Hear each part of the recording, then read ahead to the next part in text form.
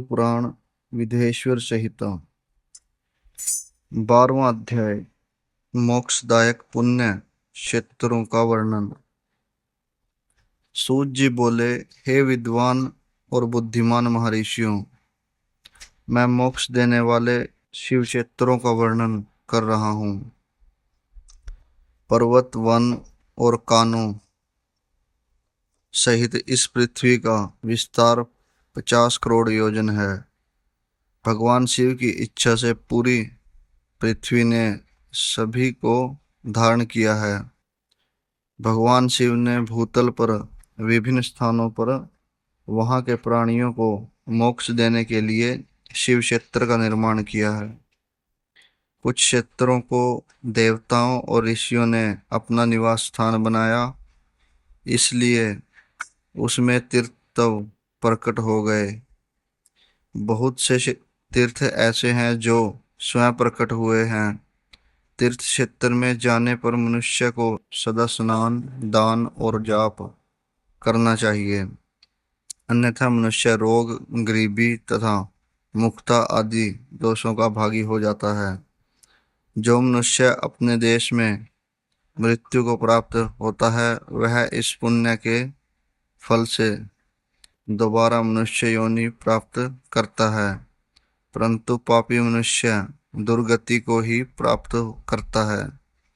हे ब्राह्मणों, पुण्य क्षेत्र में किया गया पाप कर्म अधिक दृढ़ हो जाता है, अतः पुण्य क्षेत्र में निवास करते समय पाप कर्म करने से बचना चाहिए। सिंधु और सतलुज नदी के तट पर बहुत से पुण्य क्षेत्र हैं। सरस्वती नदी परम पवित्र और 60 मुख वाली है, अर्थात उसकी 60 धाराएं हैं। इन धाराओं के तट पर निवास करने से परम पद की प्राप्ति होती है। हिमालय से निकली हुई पुण्य सलीला गंगा 100 मुख वाली नदी है। इसके तट पर काशी, प्रयाग आदि पुण्य क्षेत्र हैं। मकर राशि में सूर्य होने पर गंगा की तटभूमि अधिक प्रशस्त एवं पुण्यदायक हो जाती है। सोनभद्र नदी की 10 धाराएं हैं। बृहस्पति के मकर राशि में आने पर यह अत्यंत पवित्र तथा अविशिष्ट फल देने वाली है। इस समय यहाँ स्नान और उपवास करने से विनायक पद की प्राप्ति होती है। पुण्य सलीला महानदी नर्मदा के 24 मुख हैं। इसमें स्नान करके तट पर निवास करने से मनुष्य को वैष्णव पद की प्राप्ति होती है। तमसा के 12 तथा रेवा के 10 मुख हैं। परम पुण्यमयी गोदावरी के 21 मुख हैं। यह ब्रह्म हत्या तथा गोवध पाप का नाश करने वाली एवं रुद्र लोक देने वाली है। कृष्णवेणी नदी समस्त पापों का नाश करने वाली है। इसके 18 मुख हैं तथा यह विष्णु लोक प्रदान करने वाली है।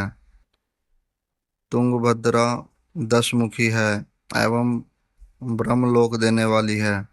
स्वर्णमुखी के 9 मुख हैं। ब्रह्मलोक से लौटे जीव इसी नदी के तट पर जन्म लेते हैं। सरस्वती नदी, पंपा सरोवर, कन्याकुमारी, अंतरीप तथा शुभ कारक श्वेत नदी सभी पुण्य क्षेत्र हैं। इनके तट पर निवास करने से इंद्रलोक की प्राप्ति होती है। महानदी कावेरी परम पुण्यमयी है। इसके 27 मुख हैं। यह संपूर्ण अवशिष्ट वस्तुओं को देने वाली है। इसके तट ब्रह्मा विष्णु का पद देने वाले हैं। कावेरी के जो तट शैव क्षेत्र के अंतर्गत हैं, वे अवशिष्ट फल तथा शिवलोक प्रदान करने वाले हैं।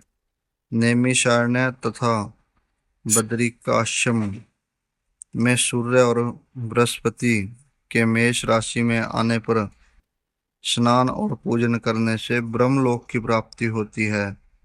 सिंह और कर्क राशि में सूर्य की संक्रांति होने पर सिंधु नदी में किया स्नान तथा केदार तीर्थ के जल का पान एवं स्नान ज्ञानदायक माना जाता है। बृहस्पति के सिंह राशि में स्थित होने पर भाद्र मास में गोदावरी के जल में स्नान करने से शिवलोक की प्राप्ति होती है, ऐसा स्वयं भगवान शिव ने कहा था।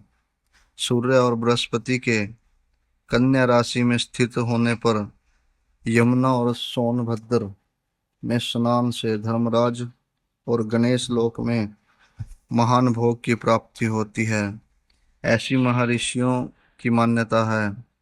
सूर्य और बृहस्पति के तुला राशि में होने पर कावेरी नदी में स्नान करने से भगवान विष्णु के वचन की महिमा से अवशिष्ट फल की प्राप्ति होती है।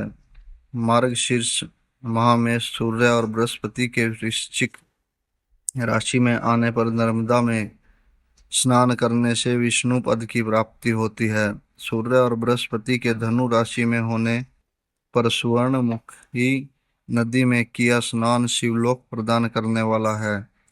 मकर राशि में सूर्य और बृहस्पति के माघ मास में होने पर गंगा जी में किया गया स्नान शिवलोक प्रदान करने वाला है।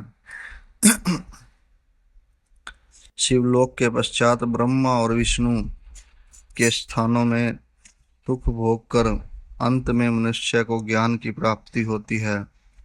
माघ मास में सूर्य के कुंभ राशि में होने पर फाल्गुन मास में गंगा तट पर किया श्राद्ध, पिंडदान अथवा तिलोदक दान पिता और नाना दोनों कुलों के पितरों की अनेकों पीढ़ियों का उद्धार करने वाला है।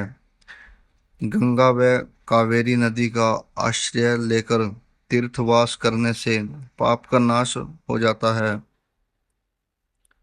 ताम्रपर्णी और वेगवती नदियां ब्रह्मलोक की प्राप्ति रूप फल देने वाली हैं। इनके तट पर स्वर्गदायक क्षेत्र है। इन नदियों के मध्य में बहुत से पुण्य क्षेत्र हैं। यहाँ निवास करने वाला मनुष्य अभीष्ट फल का भागी होता है।